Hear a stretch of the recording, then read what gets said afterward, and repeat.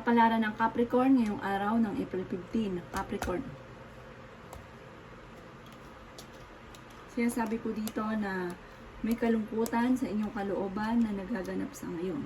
Nagiging emotional daw po kayo at parang feeling ninyo miserable ang kaganapan sa buhay ninyo. Sabi po dito, may malaking magandang pagbabago na magaganap.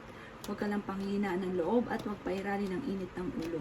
Ingatan ang inyong pong kalusugan. May paparating na solusyon sa problema mo tungkol sa usapin ng pera.